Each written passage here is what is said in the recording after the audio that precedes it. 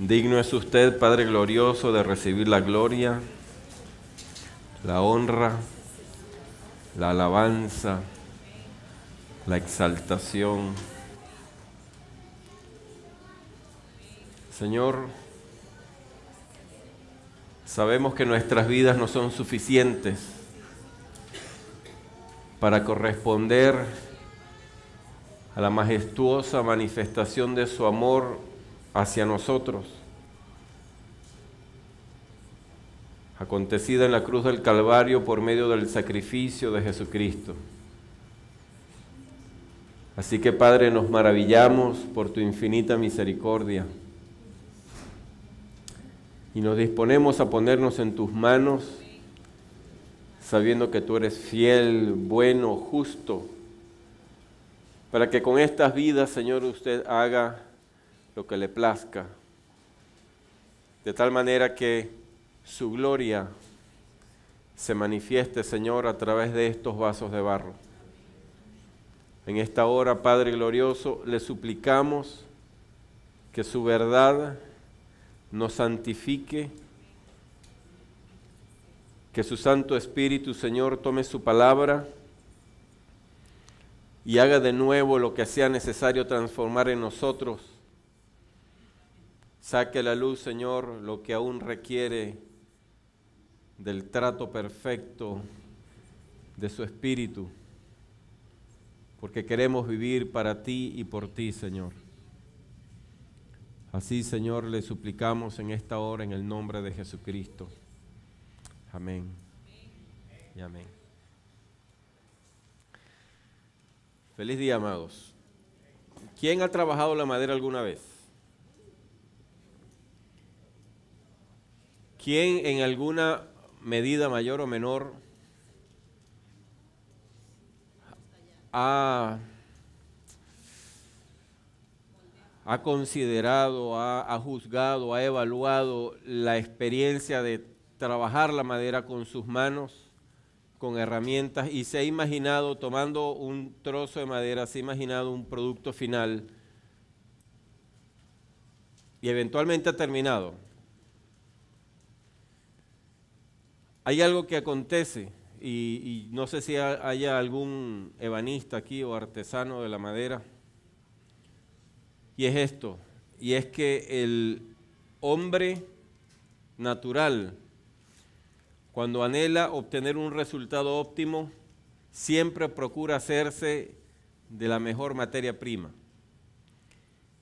El carpintero, el ebanista, aprecia, valora las maderas que son conocidas por su calidad, que se dejan tallar, que una vez talladas muestran una veta particularmente atractiva, etcétera, etcétera. Cristo es el único carpintero que se buscó lo peor que había, para hacer por medio de su espíritu y de su verdad algo que le honra a Él, algo que exalta su majestad. Cuando alguien admira una obra terminada, una guitarra bien elaborada, uno se imagina la destreza del artesano y uno elogia al artesano. Uno reconoce la belleza de la obra terminada, pero adicional a eso, uno se deleita en reconocer la capacidad de ese artesano. Un día Jesucristo en su infinita misericordia nos alcanzó a todos nosotros, maltrechos, pecadores, mal pensados, mal hablados, vendidos a Satanás. Y de esa cosa imperfecta, quizás nosotros nos veíamos muy bien ante un espejo, probablemente. Eso es obra del ego humano. Quizás recibimos en algún momento de nuestras vidas alguna palabra de elogio, pero ante los ojos del Dios Altísimo, Todopoderoso, Perfecto y Santo, nos faltaba nada menos y nada más que la experiencia de encontrarnos con el carpintero que de algo muy malo produce algo excelentemente bueno. Y a pesar de todas las limitaciones que aún padecemos nosotros como creyentes, somos una obra que está siendo transformada por nuestro buen Dios. Y en lo que quiera que hasta ahora usted y yo hayamos experimentado el Evangelio, sea que usted y yo creamos que es poco o mucho lo que hemos vivido en el Evangelio, si lo que hasta ahora hemos vivido es obra del Espíritu de Dios, eso ante los ojos de Dios es santo y es perfecto, porque es obra de Él, y eso honra su nombre.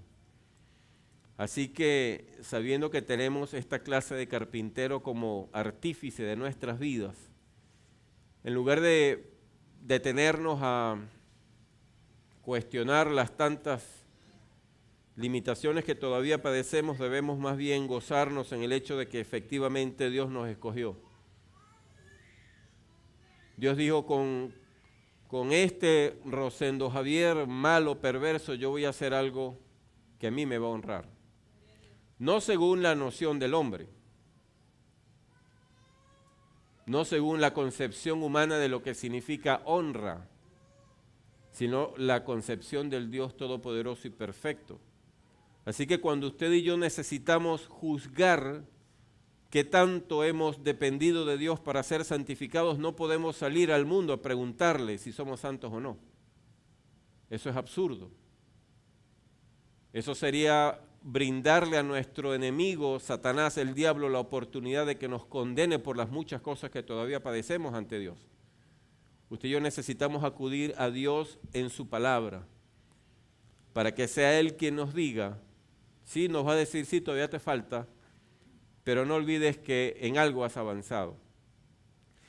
Y en todas aquellas ocasiones en las que tu debilidad, tu iniquidad, tu perversión ha sido más fuerte que tu deseo de honrarme a mí, recuerda que donde tu pecado ha abundado, mi gracia sobreabunda. Así que bástate mi gracia. No permitas que nadie te condene, no permitas que Satanás te condene, porque yo ya te compré con la sangre de mi Hijo. Ya tú eres mi posesión, simplemente depende de mí. Es a Dios a quien necesitamos acudir, amados. Por eso es que la palabra del Señor exhorta a la iglesia de Jesucristo, al creyente, a vivir continuamente en comunión con su Padre. Dios es el primero en reconocer el hecho de que usted y yo no somos perfectos todavía. Estamos siendo perfeccionados, estamos en un proceso continuo. Y Dios ha dispuesto que usted y yo podamos tener esta experiencia mirando a Cristo, meditando en Él, pensando en Él, anhelando tener con Él la experiencia eterna de estar en su presencia, cuando ya no habrá ni llanto, ni dolor, ni angustia, ni pecado, ni tentación, para que estando aquí en la tierra, esta experiencia, que hay una experiencia aquí en la tierra que necesitamos vivir, efectivamente honre al Señor. Y parte de eso es lo que quiero compartir con usted en esta mañana, ¿verdad? Está en el capítulo 25 del Evangelio según San Mateo. Los que hemos creído en Jesucristo tenemos el privilegio de vivir este presente continuo que usted y yo experimentamos, un presente fugaz. Lo que dije hace unos segundos ya es pasado, y lo que acabo de decir ya es pasado. El presente es fugaz.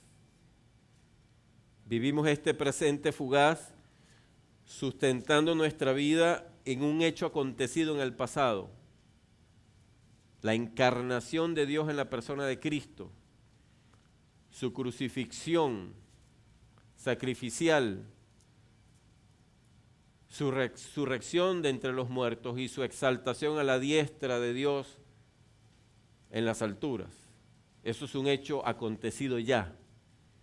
Ese hecho es lo que sustenta nuestra fe. Si nada de eso hubiera pasado, no tendría sentido alguno decir yo creo en Jesucristo. Sería lo mismo decir yo creo en Buda, yo creo en Mahoma, yo creo en quien quiera que sea. En José Gregorio Hernández, yo creo en cualquier otro. Pero acontece que usted y yo creemos en Cristo. aquel que siendo Dios se hizo hombre, que vivió en una vida perfecta ante los seres humanos y en esa condición de perfección humana entregó su vida en la cruz del Calvario de su sola voluntad, en concordancia con la voluntad del Padre y del Espíritu Santo, y asumió en la cruz nuestro lugar para que toda la ira de Dios fuese derramada sobre él por causa del pecado. Y habiendo muerto, al tercer día resucitó de entre los muertos, y ahora está exaltado a la diestra de la majestad en las alturas. Eso ya aconteció, eso es ya. Esa es, en pocas palabras, la sustancia del Evangelio, y eso es lo que usted y yo creemos. Y esto que estamos experimentando hoy, lo que usted y yo vivimos hace 2 días, 1 semana, 10 años, 20 años atrás, y lo que vamos a seguir viviendo en los tiempos, los días que Dios disponga que vivamos aquí en la tierra, están sustentadas todas esas experiencias en ese acontecimiento y en el hecho de que usted y yo lo creemos. Sin embargo, podemos, estando sustentados en ese acontecimiento, podemos mirar hacia el futuro en las cosas que habrán de acontecer y que Dios ha dicho que habrán de acontecer. Estando seguros en lo que ya pasó, ahora tenemos esperanzas en lo que habrá de venir. De manera que continuamente nuestro presente está, esta ilustración es un tanto débil, pero quizás nos ayude, está como lo que va dentro del sándwich. Por un lado tenemos lo que ya Cristo ha hecho, lo que ya está consumado ante el trono de Dios y lo que Dios ha prometido que acontecerá. Y usted y yo estamos metidos en ese sándwich perfecto establecido por Dios, de tal manera que todos los días de nuestras vidas vivamos con absoluta seguridad y paz.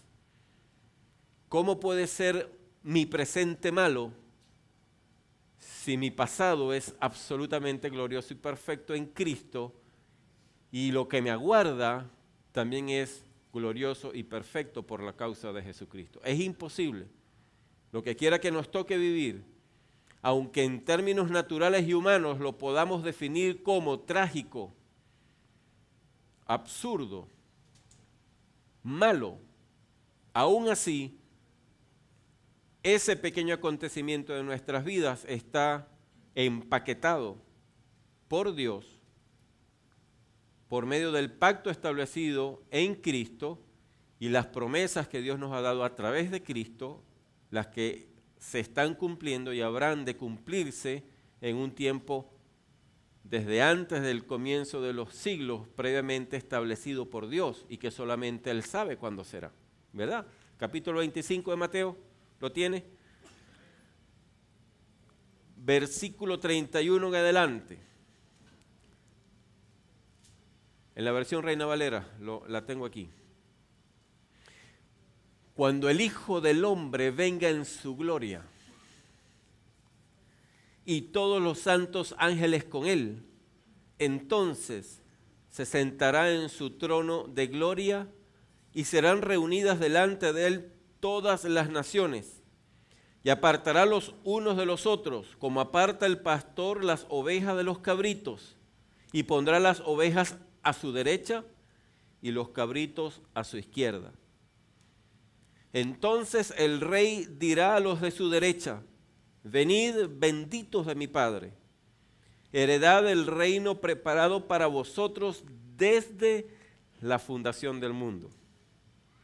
Porque tuve hambre y me disteis de comer, tuve sed y me disteis de beber, fui forastero y me recogisteis, estuve desnudo y me cubristeis, enfermo y me visitasteis, en la cárcel y vinisteis a mí. Entonces los justos le responderán diciendo: Señor, ¿cuándo te vimos hambriento y te sustentamos, o sediento y te dimos de beber? ¿Y cuándo te vimos forastero y te recogimos, o desnudo y te cubrimos? ¿O cuándo te vimos enfermo o en la cárcel y vinimos a ti? Y respondiendo el rey les dirá: de cierto os digo que en cuanto lo hicisteis a uno de estos mis hermanos más pequeños, a mí lo hicisteis. Entonces dirá también a los de la izquierda: apartaos de mí, malditos, al fuego eterno preparado para el diablo y sus ángeles, porque tuve hambre y no me disteis de comer, tuve sed y no me disteis de beber, fui forastero y no me recogisteis, estuve desnudo y no me cubristeis, enfermo y en la cárcel y no me visitasteis. Entonces también ellos le responderán diciendo: Señor, ¿cuándo te vimos hambriento, sediento, forastero, desnudo, enfermo o en la cárcel y no te servimos? Entonces les responderá diciendo: de cierto os digo que en cuanto no lo hicisteis a uno de estos más pequeños, tampoco a mí lo hicisteis. E irán estos al castigo eterno y los justos a la vida eterna. Versículo 31. Cuando el Hijo del Hombre venga en su gloria y todos los santos ángeles con él, entonces se sentará en su trono de gloria y serán reunidas delante de él todas las naciones, y apartará los unos de los otros, como aparta el pastor las ovejas de los cabritos. Hay un día previamente estipulado por Dios en el que el Cristo de la gloria ya no vendrá como lo hizo la vez primera como el Cordero sacrificial, sino que vendrá como el Dios justo, a pesar la vida de los seres humanos. Y ese día, todas las gentes, de todas las naciones, de todos los pueblos, de todas las tribus, vendrán ante Él. Vendremos ante Él. Y nos presentaremos ante Cristo. Ahora, el Dios justo, en su condición de Dios que todo lo juzga, a exhibir delante de Él nuestra vida. Y ese día, finalmente, Jesucristo hará una selección de los seres humanos. Y habrá solamente dos categorías: los que Él aparte a su diestra, las ovejas, y los que Él aparte a la izquierda, los cabritos. Pero fíjese usted que en este pasaje hay una advertencia tan majestuosa que pecaríamos de insensatos, de tercos, si no prestamos atención. Porque esa selección no es en función a, o lo que va a distinguir a las ovejas de los cabritos, no es que algunos, hablando de los cabritos, hayan sido adúlteros, o asesinos, o mentirosos, o blasfemos. Porque si fuese así, eso es lo que diría aquí.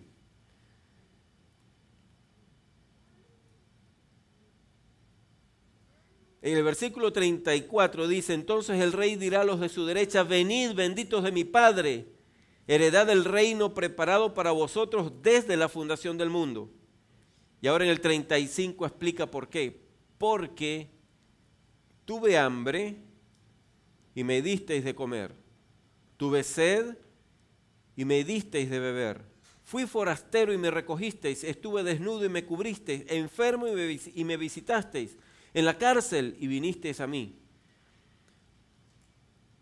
Hay una disposición en el alma que Dios espera se manifieste en todo aquel que ha creído en Cristo, y es la disposición a considerar, a identificarse con la necesidad del otro. No está hablando siquiera del hecho de apartarse de la activa manifestación de maldad. No está animándonos a dejar de ser asesinos o animándonos a dejar de ser ladrones, porque pudiéramos con facilidad, habiendo descubierto a Cristo, Casi que digo descubrido, ojo. En serio. Gloria a Dios. Habiendo descubierto a Jesucristo, podemos llegar a creer, por causa de nuestra propia iniquidad, que con abandonar aquellas cosas es suficiente. Aquello es necesario abandonarlo. Es necesario dejar de ser mentirosos, ladrones, asesinos. Eso es cierto. Pero resulta que usted y yo ahora le pertenecemos a uno cuya santidad no tiene límites y cuya disposición a la misericordia no conoce límites. Y a Él ahora usted y yo en esta vida terrenal representamos. De tal forma que de la misma manera como Jesucristo anduvo entre la gente, así necesitamos andar usted y yo. Y Jesucristo, amados, invirtió toda su vida en atender la necesidad del ser humano. Así que como creyentes, en esta nueva condición en la que usted y yo ahora estamos, en este nuevo estado ante Dios, en esta nueva naturaleza que la Biblia llama el nuevo nacimiento, necesitamos usted y yo ejercitarnos en la piedad, en la misericordia, en la compasión. Necesitamos identificarnos con la necesidad y el sufrimiento de otros, más allá de abandonar las viejas prácticas que caracterizan a todo esclavo de Satanás. Tenemos que avanzar, como nos anima la palabra, a la perfección en la manifestación del carácter de Cristo. Y a todo aquel que se acercó a Cristo necesitado, recibió de parte de Jesucristo la satisfacción de su necesidad. Así que la exhortación del Señor y la advertencia que Él nos hace es a dejar de lado la indiferencia, la manera muy bien camuflajeada en la que nuestra iniquidad se puede mantener en nuestra alma, creyendo que por no matar a nadie, por abandonar las prácticas lujuriosas, cosas que evidentemente honran a Dios, creyendo que con eso es suficiente, que ya hemos sido depurados todo lo que necesitamos ser depurados por parte del Espíritu de Dios. Pero el Señor, siendo que Él sabe perfectamente que no existe nadie tan digno de honra como Él, y sabiendo que nosotros fuimos creados por Él precisamente para eso, para su gloria y honra, nos recuerda que no podemos detenernos lo que quiera que hasta ahora hayamos vivido en el proceso de santificación y que tenemos que permitir que su Espíritu nos lleve a tal grado de comunión con nuestro Dios que percibamos, vivamos y suframos las dificultades de otros. Porque de lo contrario no estamos experimentando el amor de Dios. Dios vino a nuestro rescate, amados. Ninguno de nosotros, estando perdidos, hicimos algo para que Dios nos salvara. Él nos rescató a nosotros. Él tomó la iniciativa. Él se adelantó. Él experimentó el sufrimiento que nadie jamás ha experimentado ni podrá experimentar para que quedara establecida la base sobre la que usted y yo íbamos eventualmente a experimentar nuestra salvación. Es lo que ahora llaman por allí, Dios fue proactivo. Dios no esperó que usted y yo nos postráramos ante Él a suplicarle la salvación. Él nos salvó antes de que usted y yo existiéramos. Concibió el plan. Lo ejecutó aún antes de que usted y yo estuviéramos sobre la faz de la tierra. Y con ese mismo fundamento de misericordia y de compasión, ahora Jesucristo le enseña a la iglesia que tiene que haber una disposición en nuestra alma a atender la necesidad de otro, a no ser indiferente, porque se puede ser indiferente. Y eso nos satisface el requisito establecido por Dios, según el cual los que creemos en Cristo necesitamos vivir en amor. No dice la Biblia que necesitamos que nos amen. Eso no es lo que dice la palabra. Dice que nosotros los creyentes necesitamos amar aún a nuestros enemigos. Y no podremos nosotros defendernos ante Cristo, presentar nuestro caso y decirle, Señor, te he honrado, he amado aún a mis enemigos, si alrededor nuestro hay gente con necesidades y no las atendemos. Y hay un principio aquí.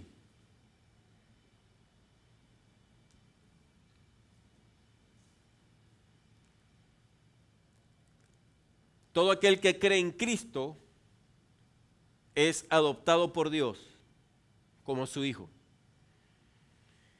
Es injertado en la vid verdadera. Y esa persona que antes estaba a merced de Satanás, ahora pasa a formar parte del cuerpo de Jesucristo, de la familia de Dios. Y siendo Dios un Dios bondadoso y justo, y siendo un Padre bueno como es, no se va a quedar de brazos cruzados si alguien decide maltratar a uno de sus hijos. El asunto está en que la decisión que Dios va a emitir, el veredicto que saldrá de los labios de Dios, va a acontecer es en aquel día, en el día que solamente Él conoce. Y nos toca entonces a nosotros vivir a diario conscientes de que un día entregaremos cuentas. Los bandidos creen que jamás entregarán cuentas y por eso son bandidos, engañadores, tramposos, estafadores, porque creen que se pueden salir con la suya. Creen que cuando sea denunciado ante las autoridades, aún a las autoridades, él podrá manipular. Esa es la concepción, eso es la idea que gobierna la mente de un estafador. Él cree que puede vacilarse a todo el mundo, literalmente, y por eso es un estafador. Analiza meticulosamente las limitaciones de los sistemas judiciales del país donde está y encuentra los vericuetos de los que puede sacar provecho para seguir siendo un estafador. A Dios nadie lo puede estafar, amados. Nadie. Así que nos conviene a nosotros no vivir como estafadores, sino como gente sincera y transparente delante de Dios que está dispuesta a reconocer que esta palabra todavía no la vive. Que si la ha vivido es en alguna medida. Porque el Señor está apuntando precisamente a las cosas que constituyen para nosotros competencia con la majestad de Cristo. Las cosas que pueden hacer de nosotros religiosos en lugar de creyentes, engañándonos a nosotros mismos, cosas a las que nos aferramos porque pensamos que sin ellas no podemos vivir. Si alguien tiene hambre, dale de comer. El dilema es que no siempre creemos que dando lo que tenemos de comer, eventualmente tendremos nosotros mismos que comer. Si tú ves sed, dale de beber, igual. Si es forastero, desconocido, ¿se ha percatado usted que eso es una de las cosas que Satanás muy hábilmente maneja en el mundo? Al desconocido de lejos. Es más, muchas veces nos burlamos de la gente que es hospitalaria, que tiene predisposición a abrir las puertas de su casa para recibir a un extraño. Dice, fui forastero, vine de otra parte, llegué, vino alguien de otro lado, necesitado, con ser alojado una noche, una tarde, y yo endurezco mi corazón, porque yo tengo que resguardar los santos predios de mi casa. Muchos idolatramos nuestra casa, y por eso no nos atrevemos a abrir la puerta.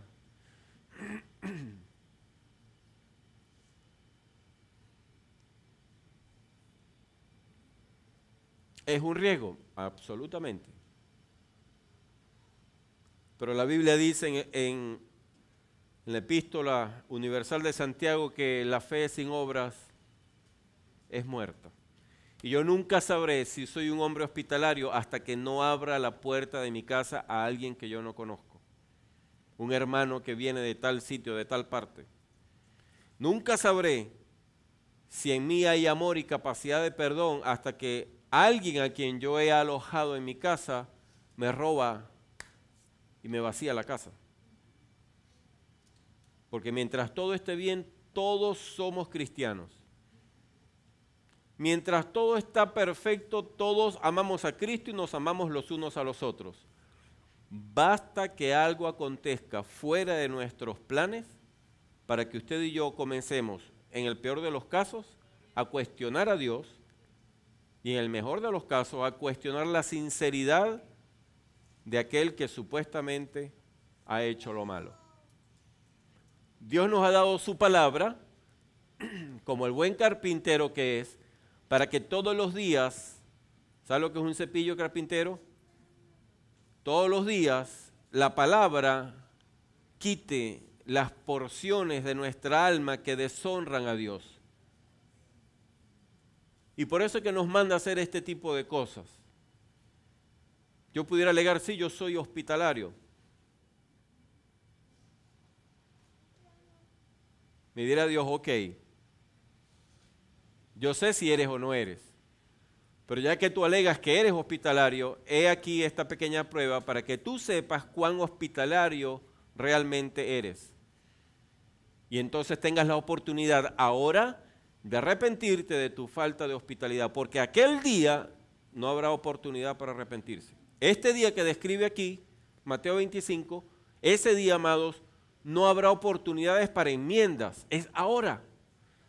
Por eso le decía a un comienzo que nuestra vida ahora está sustentada en un hecho acontecido que nos suple el fundamento firme para vivir todos los días y tenemos delante de nosotros eventos por acontecer que nos deben animar a honrar a Dios todos los días de nuestra vida. Un día daremos cuentas, cuando Él estipule, Él sabe cuándo es. Solamente que Él mismo ha dispuesto que ese día será, Él vendrá como un ladrón en la noche, sin anuncio previo. Ya viene. Por eso que dice la palabra, no crean esas mentiras que le dicen por ahí, ya viene, en 2012 se acaba el mundo. Mentira. Nadie sabe, ni siquiera Cristo dijo, yo sé cuándo va a ser el día. Así que usted, confiando en lo que dice la palabra, no peque de ingenuo ni de negligente en el conocimiento de las Escrituras, y no ande por allí desesperado porque el 2012 se acaba. Se iba a acabar en el 2000, se va a acabar ahora en el 2012 y todos los años, con cierta frecuencia, sale alguien a decir, he descubierto cuándo es que se va a acabar el mundo. Dios ha dicho de antemano que se va a acabar. Este mundo como lo conocemos se va a acabar. Cristo va a venir, va a juzgar y va a establecer un orden nuevo en su perfección. Pero ese día solamente lo conoce Dios. Imagínese si alguien supiera qué día es. Estafaría a toda la humanidad. ¿Qué no vendería? La gente vende supuestamente trocitos de los clavos que atravesaron la humanidad de nuestro Señor. Se hacen millonarios a costilla de la necedad de los demás. Imagínense si alguien pudiera saber con certeza qué día va a regresar Jesucristo. Venderían indulgencias y todo lo demás.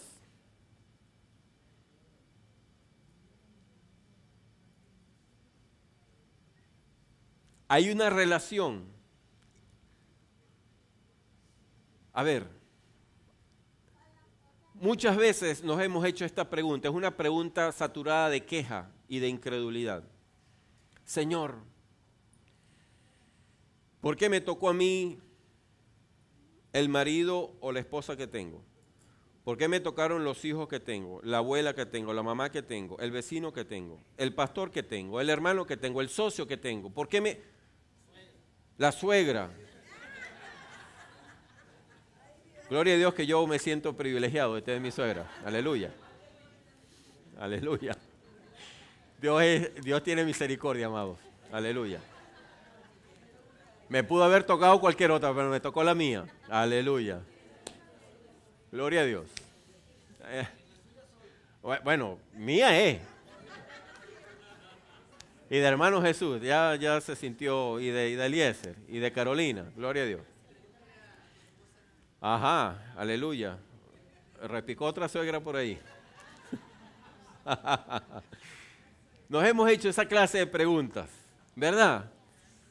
Y no nos hemos dado cuenta, amados, que todos nosotros como creyentes necesitamos poner a prueba nuestra fe. Porque imagínese usted que usted y yo creamos que hemos creído y no permitamos que Dios ponga a prueba nuestra fe.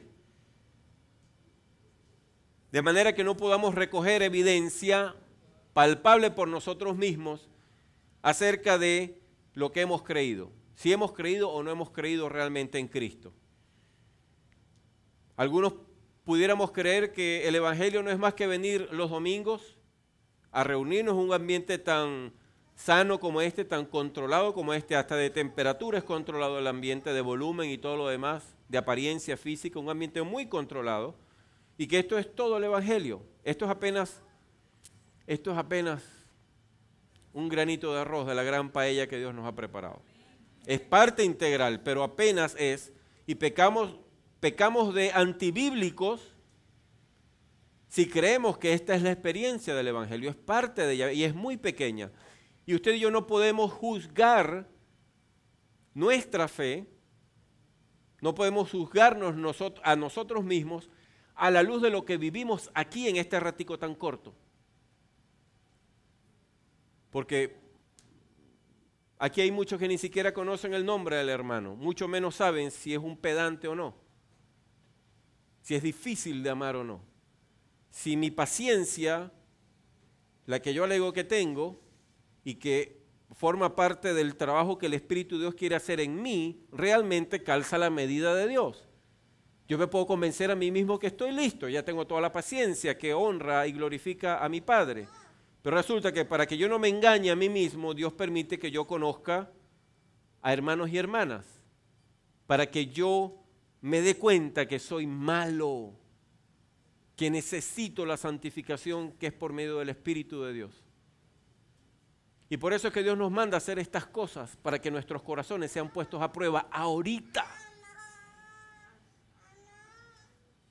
Es como que si el profesor más temido de la universidad o del liceo, en un arranque de misericordia, antes del único examen que nos van a hacer, decida hacernos pequeños exámenes todos los días, dándonos oportunidad de equivocarnos y de ver dónde hemos fallado, para que aquel día usted y yo salgamos bien evaluados. Porque ese día viene. Y acontece que nadie sobre la faz de la tierra sabe hasta qué momento va a estar aquí en este campo de entrenamiento. Nadie sabe. Yo pudiera hacer planes para mañana. Si yo saco a Dios de la ecuación, Él me puede sorprender diciéndome: se te acabó el tiempo, olvídate de esos planes. Y Dios ha dispuesto que usted y yo evaluemos cada día de nuestra vida apuntando a aquel día. De manera que cuando se presente la prueba de compasión, de paciencia, de hospitalidad, de bondad, de misericordia, usted y yo no nos dejemos engañar por nuestra carne. Porque lo hemos vivido, amados. Hemos visto la necesidad, hemos percibido la necesidad de alguien y hemos batallado, lo hago, no lo hago, lo hago, y si es malo, y si es perverso, y si es un falso hermano, y si es un falso profeta, y etcétera, etcétera, etcétera. Pero lo que está sustentando esa discusión en nuestra mente no es la misericordia de Dios, no es el amor de Cristo, es nuestra perversidad. Y finalmente terminamos retrayéndonos y no hacemos nada.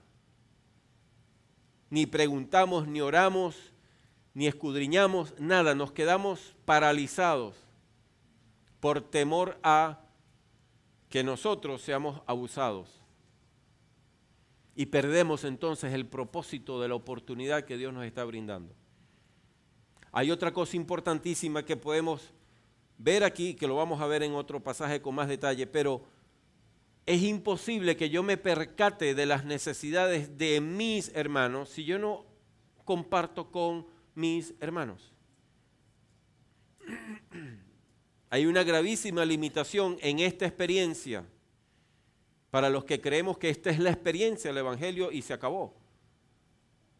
Y es que ni siquiera sabemos dónde vivimos, no sabemos cómo se llama el hermano, no sabemos si ese hermano ha librado una batalla de fe que pudiera a mí beneficiarme, bendecirme, viéndolo a él como un ejemplo o a ella como un ejemplo. Yo no sé si para que mi hermano venga al culto tiene que creer. No sé si tiene que caminar kilómetros, no sé si se viene en bicicleta, no sé si tiene que tomar 3 o 4 camionetas para llegar aquí a tiempo. No sé si llegó hoy con hambre porque no tuvo que comer hoy. No sé en qué condiciones vive. Yo asumo que al llegar a este lugar, en un ambiente tan controlado, yo asumo que todo está bien. Y no es la iglesia de Cristo, no es para eso que Dios concibió una iglesia. Esto forma parte de la experiencia de la iglesia, pero esta no es la experiencia de la iglesia. Es una muestra y no es la más fidedigna, porque usted se sorprendería si visitara a alguno de sus hermanos. ¿En qué condiciones vivimos algunos de nosotros? ¿Y qué clases de dificultades tenemos que enfrentar a diario para confiar en Dios? ¿Qué clase de batallas, de luchas? No solamente me estoy refiriendo a la reunión de la iglesia un día domingo, porque pudiera yo pensar que todo se resume en reunirme con mis hermanos las veces que el pastor convoca una reunión. Eso forma parte de la vida de la iglesia, pero tampoco es la plenitud de la vida de la iglesia. Porque el ser humano en su naturaleza siempre procura guardarse. Hay una barrera que necesita ser quebrantada para que nosotros seamos transparentes los unos con los otros y no tengamos temor en exhibir nuestras debilidades de carácter. Porque todos quisiéramos ser como Cristo ya, pero no somos como Jesucristo todavía. Estamos aprendiendo a andar como Él. Y todos tenemos debilidades de carácter, arranques de ira, pensamientos lujuriosos, miradas exorbitantes, pecaminosas, tenemos deseos perversos, batallamos con la codicia, batallamos con la flojera, batallamos con la desidia, batallamos con la negligencia, batallamos con el mal humor, batallamos con las respuestas saturadas de sorna, de sarcasmo, todos batallamos con eso. Pero nunca nos podremos apreciar los unos a los otros si no nos exhibimos en esa debilidad. Aquí más de uno dirá, ¡ay, qué lindo el pastor! Viva con él. Y eso nos pasa a todos. Cuando Dios concibió la iglesia de Cristo, no la concibió como una institución en la que no acontecieran relaciones. Y esto, cuando nos relacionamos los unos con los otros, es cuando efectivamente nos percatamos de quiénes somos. Con cuánta facilidad nos molestamos, qué tan arraigado está nuestro orgullo, con qué facilidad se manifiesta ese orgullo cuando mi punto de vista no es adecuadamente respetado, por ejemplo. Y eso solamente se descubre en el contacto diario, cara a cara, los unos con los otros. La iglesia no es una experiencia cibernética, ni a distancia, ni virtual. La iglesia, la vida de iglesia requiere una experiencia de roce, de malos olores, de barbas que pullan, de mal aliento, de violín, de mal aspecto físico.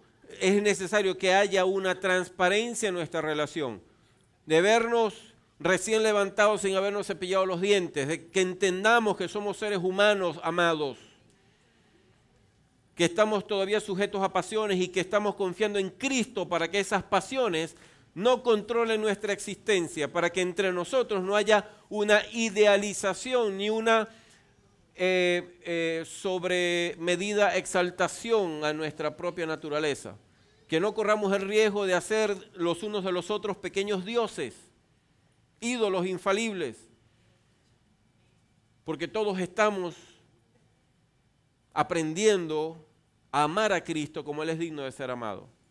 Y en ese diario relacionarnos es que van a acontecer esas pruebas de fe. Y es allí cuando nos daremos cuenta qué tan malos somos. Y es allí cuando aprenderemos a acudir a Dios por su gracia y nos arrepentiremos y recibiremos perdón y nos perdonaremos los unos a los otros. Es más allá lo que yo quiero hoy animarle a usted. Va más allá de animarlo a que se reúna más que el domingo. Que no se conforme solamente con el domingo. Va mucho más allá de eso. Cuando el Señor Jesucristo habla de una nueva condición para nosotros, no lo dice en juego, ni porque tuviera nada mejor que hacer. Nos llama a sus hermanos, al conjunto de creyentes nos llama a su iglesia, su amada, su esposa, nos llama a su familia. Nosotros los creyentes se supone que debemos vernos los unos a los otros como hermanos. Y qué triste cuando los hermanos no se conocen. Qué absurdo. Es tanto así que algunos no solamente no nos conocemos de nombre, algunos entre nosotros mismos nos tratamos con aquella distancia típica de los tratos protocolares. No mero respeto, sino la distancia. Usted sabe a lo que yo me estoy refiriendo, la distancia. Tú allá y yo aquí.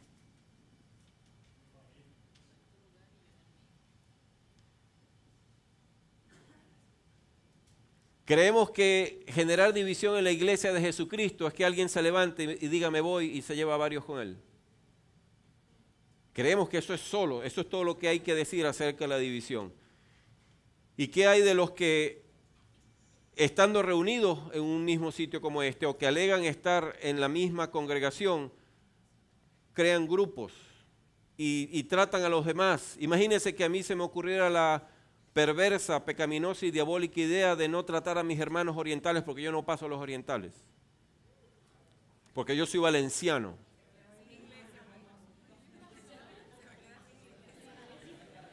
Ajá, están ejerciendo una opción de poder aquí. Me dijeron, se queda sin iglesia porque la mayoría somos orientales. No había sacado esa cuenta. No había, cuidado si no es que son bien escandalosos todos los orientales. O cualquier otra, no sé, o solamente me relaciono con los que viven en el norte. ¿Dónde está? No vino Enrique, ¿verdad? Enrique Bolaño. Yo no visito a mi hermano Enrique Bolaño porque él vive por allá al lado del Matadero de Valencia. Entonces yo, tú sabes, soy el pastor de la ciudad del norte, entonces yo no puedo porque la imagen... Hay muchas maneras de producir una división en el cuerpo de Jesucristo que va más allá de lo que es evidente ante los ojos. Y todo eso es una expresión de nuestra propia perversión. Y el Señor ha dispuesto esta medicina, esta profilaxia, estas prácticas que Él nos anima a tener para que continuamente usted y yo sepamos si estamos bien encaminados o no. Si ante la necesidad del otro yo soy indiferente, duro, ¿dónde está la misericordia? ¿Dónde está la compasión? Si entre nosotros que alegamos ser hermanos, que creemos en el mismo Dios y tenemos el mismo espíritu y vivimos según la misma verdad, no somos capaces de extender los unos hacia los otros la compasión y la misericordia de Dios, ¿lo haremos con el mundo? ¿Tendría sentido que pudiéramos manifestar misericordia y compasión hacia los que se pierden? La vida de iglesia va más allá de eso, amados.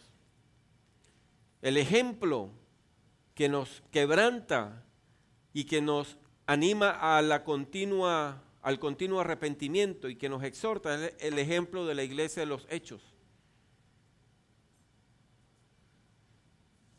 Queremos tener con nuestros hermanos una relación como la que tiene el médico con su paciente, especialmente si su paciente es un enfermo de SIDA. Queremos usar guantes para no contaminarnos. Queremos siempre presentarnos impecables. El orgullo, amados.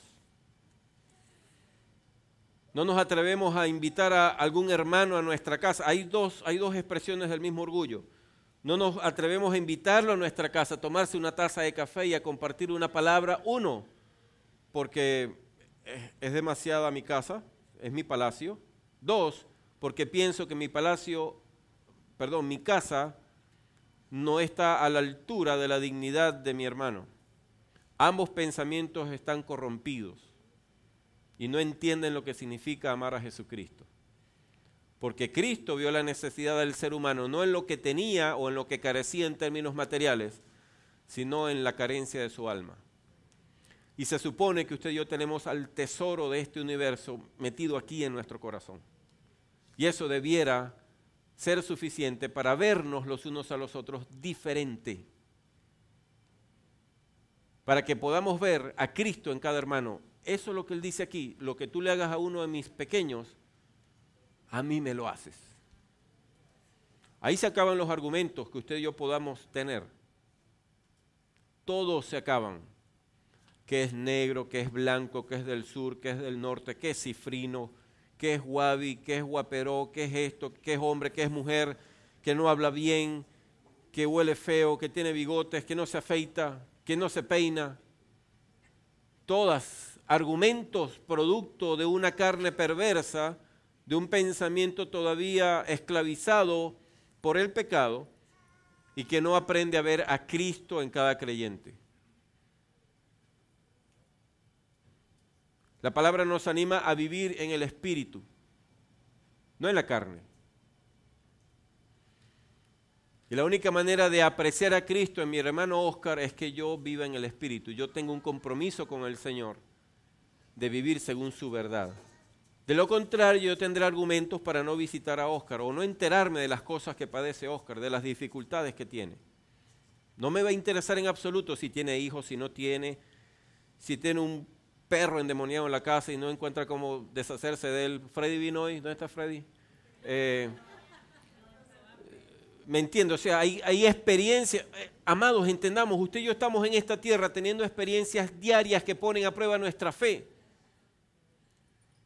Y si usted y yo no nos relacionamos los unos a los otros, no sabemos qué tan duro es el Evangelio para mi hermano Héctor. Cualquiera pudiera decir que él no cree, ¿verdad? Hay mucho, te lo han dicho, porque no te has levantado de esa silla de ruedas, ¿sí o no? Pero pocos saben que este hombre ha tenido que ser fiel a Jesucristo en esa condición, porque no hablan con él, no saben que aquí hay un pacto de fe, confiando en la restauración del matrimonio de él. Y como no saben, no pueden orar por él.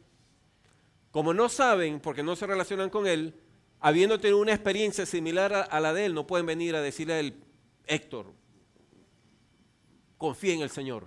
Yo pasé por ahí, pero el Señor es fiel y justo. Y aunque Nora tenga toda clase de revoltillo en su cabeza, el Dios que la rescató a ella en la cruz del Calvario no va a permitir que su alma se pierda. Porque Él ya la salvó y ella ya creyó en Jesucristo. Y no va a permitir que por algún arranque de su carne ella siga vituperando el nombre de Jesucristo, no teniendo un matrimonio que honre al Señor Jesús.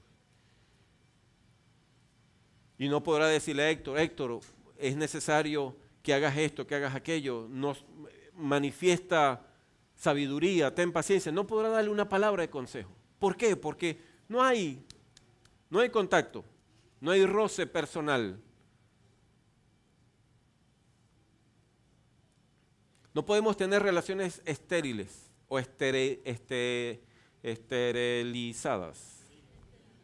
O estériles. Sí, sometidas a, usted sabe, a una falsa apariencia de que todo está bien. Nos avergüenza reconocer que tenemos batallas de fe. No podemos vivir así, la iglesia no puede vivir así. El creyente no puede vivir así. Rígido, o sea, con una coraza, sí, ok, de lejos. No quiero exponerme. Es impresionante la transparencia de los apóstoles cuando escriben a la iglesia, le hablan. Amados, hay tanta manifestación de intimidad en la relación con los creyentes. Pablo conocía a los creyentes, salúdame a fulano, bueno, nombres difíciles de aprender, a Sutano, a Perencejo, a todos.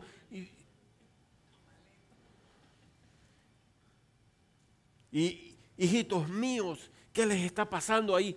Hay una relación, amados. Hay una relación. Y en esa relación descubrimos las dificultades que los unos y los otros estamos enfrentando en esta vida de fe. Y es allí cuando se abren las oportunidades para entrar nosotros, asumir el rol que Dios nos ha asignado de servidores para servir al otro. Es bueno, Dios mío, hay una concepción tan equivocada de la iglesia.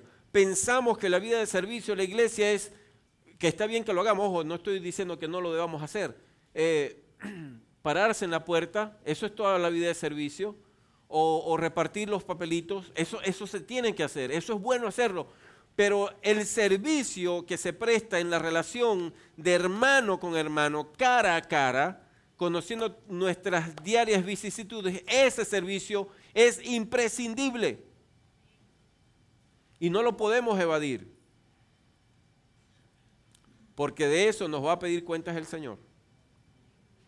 Y el día en el que Dios nos pida cuentas, amados, allí no habrá ni excusas, ni segundas oportunidades, ni remediales. Ese día es el día.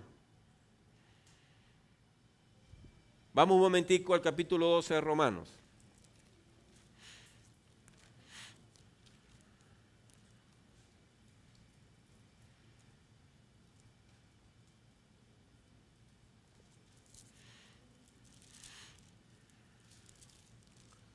Romanos capítulo 12. Hay quienes piensan que estas reuniones son muy largas. Típicamente, yo no llevo estadística, pero me da la impresión de que los que piensan así son los que vienen solamente los domingos.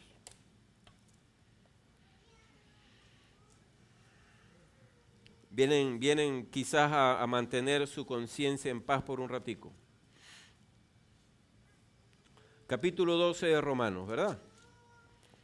Versículo 9 en adelante. El amor sea sin fingimiento.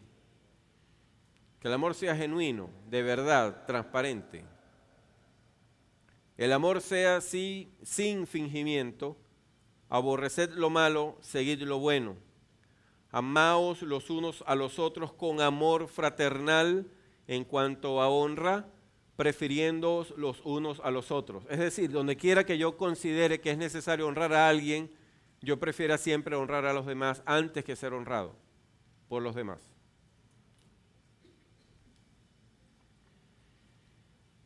En lo que requiere diligencia, no perezosos, fervientes en espíritu, sirviendo al Señor, gozosos en la esperanza, sufridos en la tribulación, pacientes en la tribulación, constantes en la oración, compartiendo para las necesidades de los santos, practicando la hospitalidad.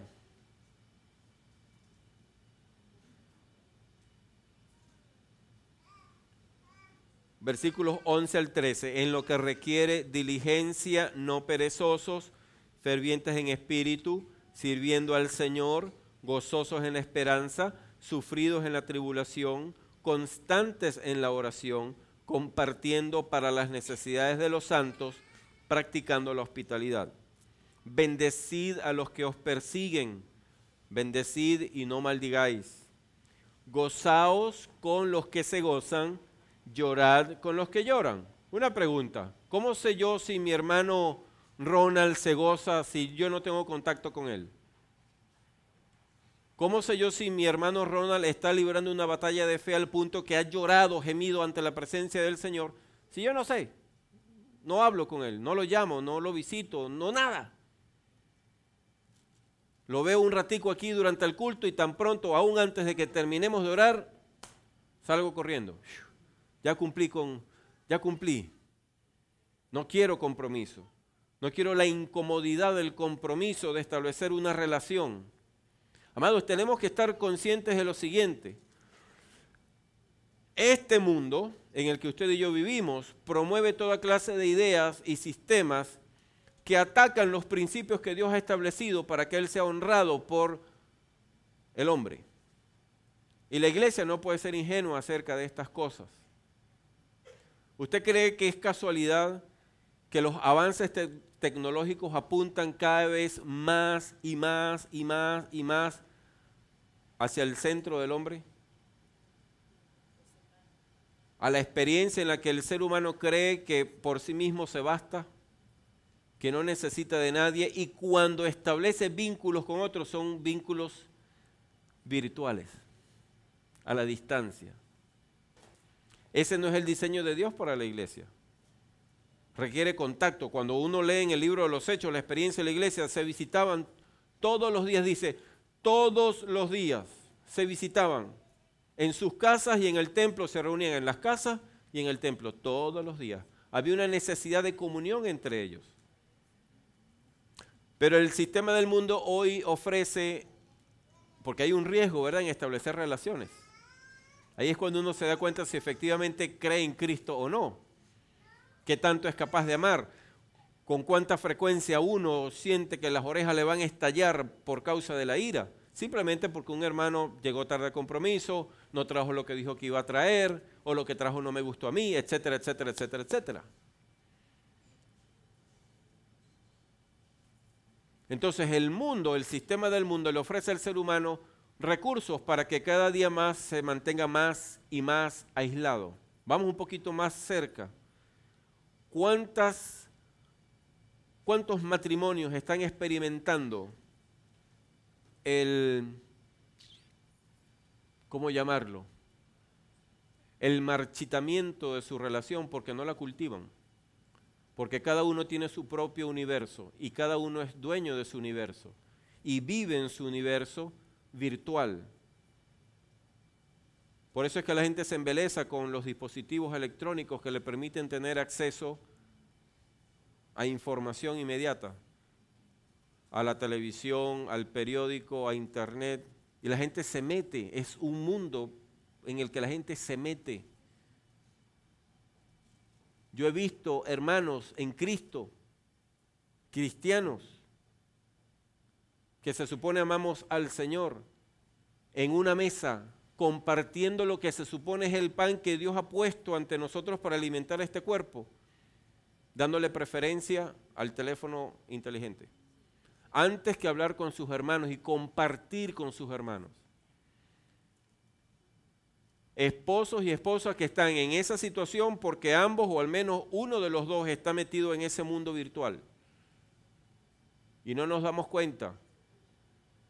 Y mientras tanto, teniendo ambos necesidades, porque todos tenemos necesidades, ni le doy oportunidad a mi esposa de que ella perciba mis necesidades porque yo me estoy olvidando de ellas metiéndome en este universo ficticio, y lo mismo le está aconteciendo a ella. Cuando nos venimos a dar cuenta, ya no hay matrimonio.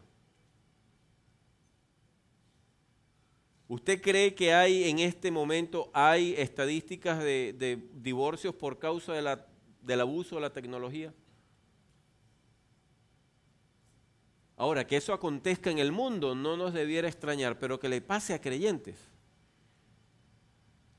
Dios no nos puso en la tierra para vivir descuidadamente. Nos puso aquí para ser diligentes, para honrarlo a Él. El mundo dice que es necesario tener un teléfono inteligente. No es necesario, amados. Lo podemos tener, pero no es necesario. Hemos descubierto, porque no queremos experimentar la dura experiencia. Es una experiencia dura, ¿verdad? Cuando si algo pasó entre mi hermana Chela y yo, el que yo tenga que venir a ella y mirarla cara a cara. Hay una batalla contra mi orgullo porque yo no quiero experimentar la vergüenza de admitir delante de ella que la maltraté. Entonces, por no encarar esa experiencia, yo voy y le paso un mensaje. Y me libro de la responsabilidad. Listo, ya yo le pedí perdón. Es más, hasta evidencia escrita quedó. Pero no es igual Y sabemos que no es igual. Porque si yo me sobrepasé en nuestra relación y yo pequé de altivo, de orgulloso, la crucifixión que necesita mi orgullo es venir ante ella. Y si yo la maltraté en público, la crucifixión que necesita mi orgullo es disculparme ante ella y ante los que fueron testigos. No un mensajito. Eso quizás alcance a calmar mi conciencia por un tiempito, pero la raíz sigue estando allí. Y resulta que el remedio que Dios nos ha suplido para que experimentemos la extracción de la raíz del pecado en nosotros es arrepentimiento, arrepentimiento, arrepentimiento. Y la experiencia del arrepentimiento es así, cara a cara, porque nos maltratamos cara a cara. Así que nadie se va a percatar de las necesidades que tiene otro si tiene una vida virtual.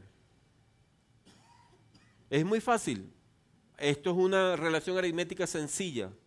Requiere de mucha sinceridad, pero es muy sencilla. Agarre una hoja de papel, píquela por la mitad hacia lo largo, 2 columnas. Y apunte día a día el tiempo que usted pasa metido de cabeza, o que yo paso metido de cabeza en el mundo, en el universo virtual, y cuánto tiempo le dedicamos a conversar con nuestras esposas y nuestros hijos, o con nuestros padres y nuestros hermanos, a conversar con nuestros hermanos de la iglesia. ¿Cuánto estamos invirtiendo en sostener, en mantener relaciones? Cristo no nos rescató del pecado y de la muerte para que usted y yo tuviéramos vidas virtuales. Gloria a Dios porque la tecnología nos permite alcanzar mucha gente, sí, pero la relación, nuestra vida, no puede estar sustentada en lo que es virtual, en relaciones virtuales.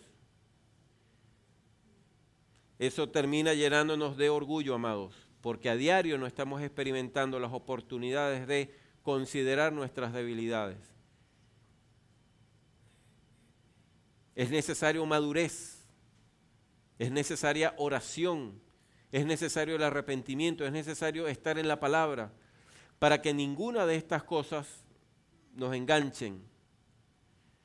Satanás va a sacar provecho de toda oportunidad que usted y yo le demos. Yo no estoy diciendo aquí ahora hay que recoger los teléfonos y echarlos a la basura. No he dicho eso, así que no puedo decir que yo lo dije. Le estoy diciendo que usted y yo somos gente con el Espíritu de Dios en nosotros, con una verdad que sustenta nuestra vida diaria y que podemos ejercitar nuestra voluntad para que ese dispositivo y todo lo que él representa no constituya para nosotros un estado de esclavitud, de manera que terminemos abandonando nuestras relaciones personales. Esposos y esposas, presten atención. Padres e hijos, presten atención.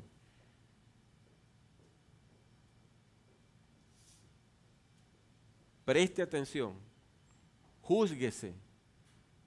Nos conviene juzgarnos en esto y decidir si a ese perolito le damos demasiada importancia, si el tiempo que estamos allí metidos es demasiado.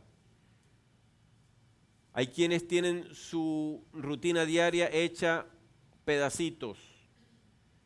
Me voy a ir un poquito más allá. Ese mundo virtual nos coloca en la situación engañosa de disfrutar lo malo, creyendo que no pecamos simplemente porque no ejecutamos lo malo.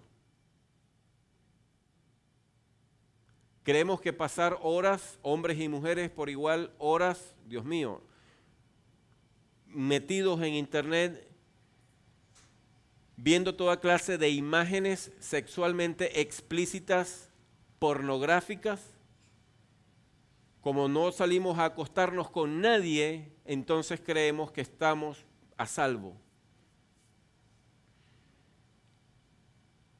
Porque pasamos horas embelesados con programas que promueven la violencia, la maldad, que hacen una apología del pecado, pero como nosotros no salimos a pecar, creemos nosotros que estamos a salvo. Pero la Biblia dice que de la abundancia del corazón habla nuestra boca y de que así como piensa el hombre, así es el hombre. No nos puede extrañar entonces si siendo creyentes malgastamos nuestro tiempo escuchando los consejos de Satanás en lugar de estar sumergidos en la palabra, valorando el conocimiento de Dios y de su carácter. Al venir una tentación, por pequeña que sea, caemos como unos necios y estamos continuamente pecando en lo mismo. La santificación que Cristo, por medio de su Espíritu, quiere obrar en nosotros requiere de nuestra disposición. Y esa disposición, se supone, debe manifestarse con decisiones que se toman a favor de esa santificación. Cuando usted pueda defender la tesis de que viendo pornografía usted se puede hacer más santo y puede pensar en Jesucristo, entonces podrá hacerlo. Cuando usted pueda defender la tesis de que viendo un programa saturado de violencia, de mentira, de pecado, de adulterio, usted puede pensar, viendo esas imágenes, puede terminar pensando en Cristo y exaltando a Dios, entonces podrá dedicarle el tiempo que quiera a eso. Pero resulta que la Biblia no dice eso. La Biblia dice que necesitamos es meditar en esta palabra, que necesitamos conocer a Dios en sus Escrituras. Entonces no nos puede extrañar que teniendo años en el Evangelio, continuamente estemos pecando en lo mismo. Si como creyentes no hemos dedicado el tiempo necesario a conocer a Dios en sus Escrituras. No nos puede extrañar que todavía seamos gente necia, que maltratemos a nuestros hermanos, que denigremos de nuestros hermanos, que por esa misma razón alimentemos pensamientos y sentimientos de celos en nuestras almas y ni siquiera nos demos cuenta de eso. Si vivimos viendo toda clase de programación en la que el mundo exalta al pecado. Ahora sí pusieron cara triste.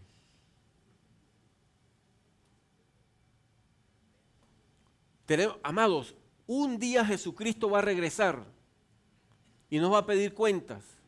No nos puede extrañar a nosotros que en nosotros no haya compasión, si en lugar de ver cosas que muevan a la compasión, vemos cosas que mueven al odio. ¿Usted cree que esta alma se va a animar a manifestar compasión si lo que hacemos es ver programas en lo que hay es tiro para allá, tiro para acá, delincuencia, droga, adulterio, mentira, engaño, rencor, venganza?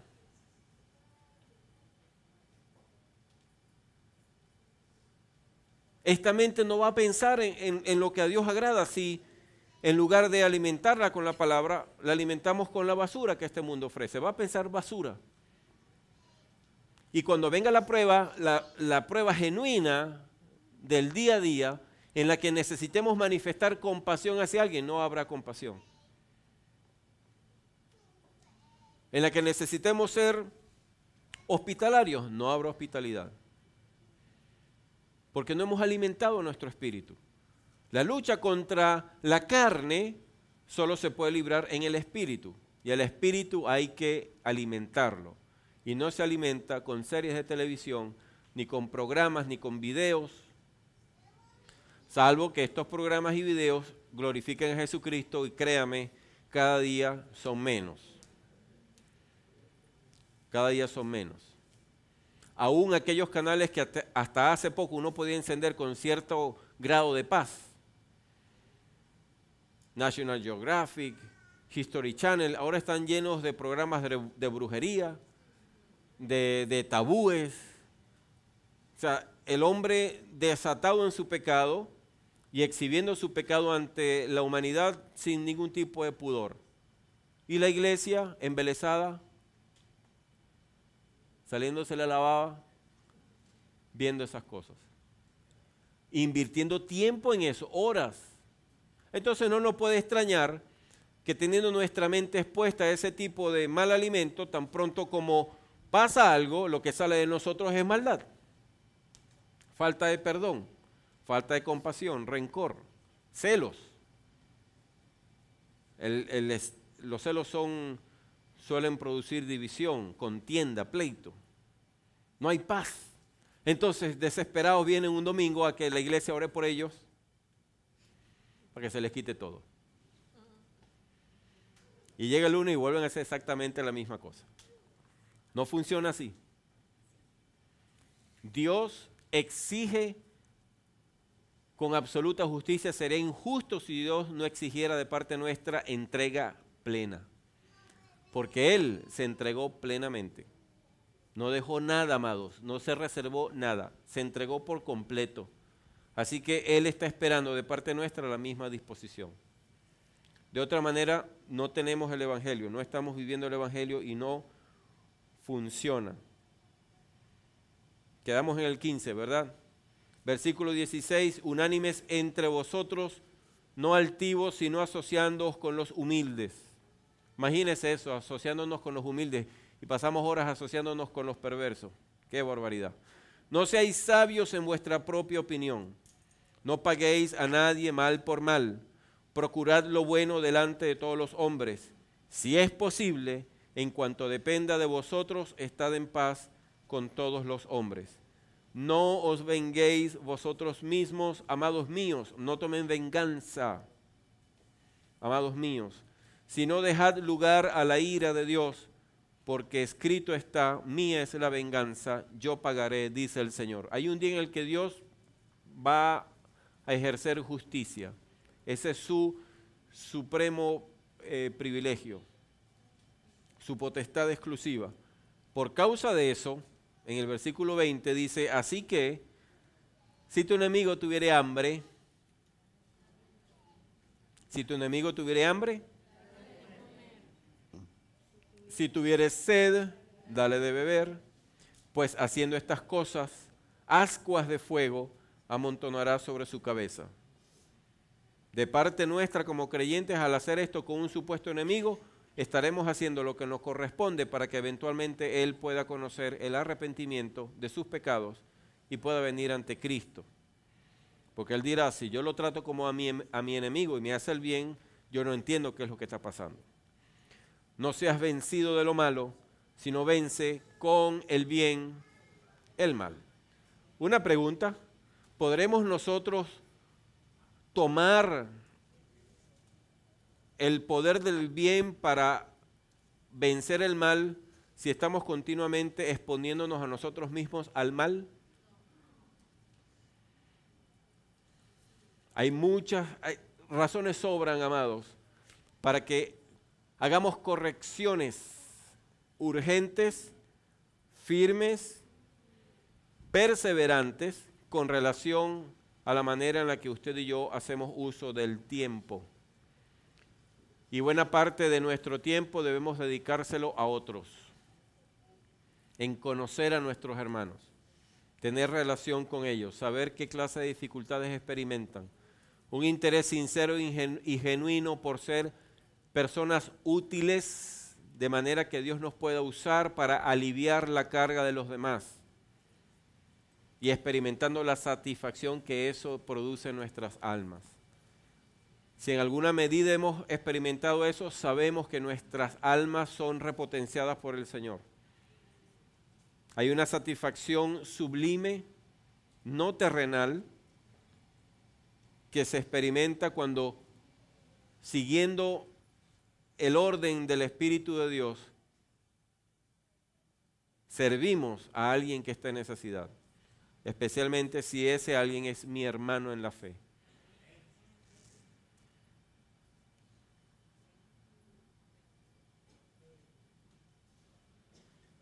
Que así pueda ser. Dios quiere que así sea. Lo que hace falta es que dejemos de batallar en contra de la voluntad de Dios. Y no dejemos de ser en la medida en que hasta ahora hayamos sido una iglesia acartonada, estéril, de relaciones distantes, que entre nosotros no haya ni pleitos, ni contienda, ni rencillas.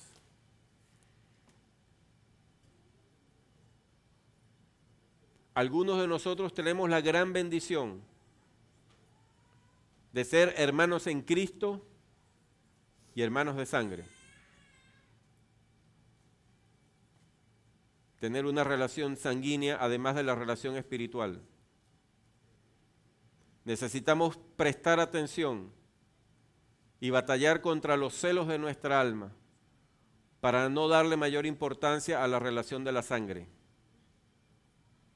Porque la que realmente sustenta es la relación por causa de Jesucristo.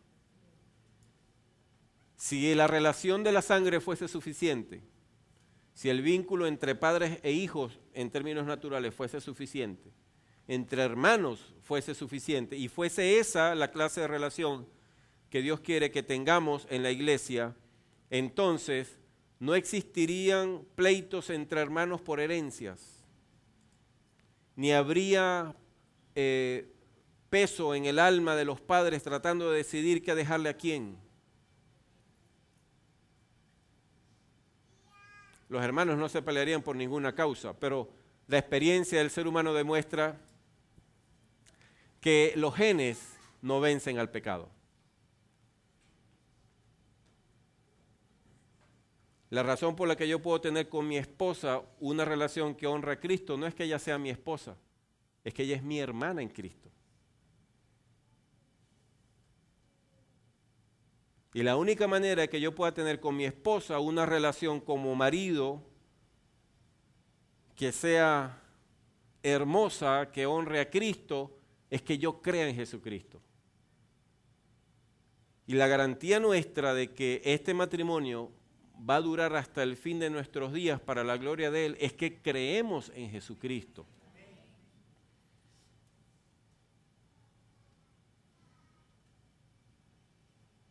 De tal manera que como esposo yo no puedo darle supremacía a mi relación, porque entre ellos hay una relación única, ¿verdad? Como marido y mujer, que no tengo con ninguna otra mujer sobre la faz de la tierra. Pero por causa de esa relación yo no puedo dejar de ser hermano de mis hermanos en Jesucristo.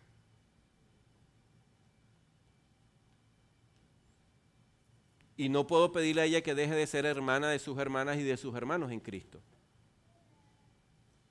Porque esta relación carnal que tienen todos los seres humanos, hay hombres y mujeres que no creen en Cristo, que son marido y mujer, no es más importante que nuestra relación por medio de la sangre de Cristo Jesús. Esa relación con el cielo es la que sustenta nuestra relación terrenal. Cuando yo invierto ese orden, aún siendo creyente, yo genero pleito, disensión y contienda en la iglesia de Cristo. Porque mi esposo y yo somos más importantes que el resto de mis hermanos en nuestra relación humana, como marido y mujer. Entonces yo comienzo a denigrar de mis hermanos y de mis hermanas porque con esta relación o esta relación es más importante que nuestra relación en Cristo. La relación en Cristo es la que pone orden en todo. No sé si me estoy explicando. ¿Eso tiene sentido lo que le estoy diciendo? Nuestra relación en Cristo es lo que pone orden en todo. Es allí, es allí cuando entiendo qué es lo que Dios espera de mí como esposo, como padre, como hijo, como hermano. Y mi relación con Cristo es lo que va a garantizar que entre nosotros hay una relación de hermanos. Que no haya nuestro hermano José amando a nuestra hermana Eva, imita su acento, ella es de Uruguay, pero ella es mi hermana. No sé, Uruguay tiene litigios con alguien, tiene pleitos con alguien tradicionalmente, con los argentinos, se llevan bien con los argentinos. Bueno, casi nadie se la lleva bien con los argentinos, solamente los cristianos. Ajá, imagínense que yo fuese argentino. Entonces ella es uruguaya, ¿verdad? Entonces, que por causa de nuestra nacionalidad, nuestra procedencia, entonces yo permita que entre los dos haya una distancia. No, es imposible, ella es mi hermana en Cristo. El Cristo de la gloria murió por ella de la misma manera que murió por mí. Yo no puedo, como creyente, permitir que lo que haya aprendido a lo largo de toda mi vida me impida amarla a ella. Caraquistas y magallaneros. Por ejemplo, esas cosas pasan. Chavistas y opositores, eso pasa. Y se genera tensión. Pero sí recordamos que el Cristo de la gloria nos redimió de todo eso, el problema se resuelve. Y es así como resolvemos toda dificultad entre nosotros, amados, recordando lo que Jesucristo ha hecho por nosotros.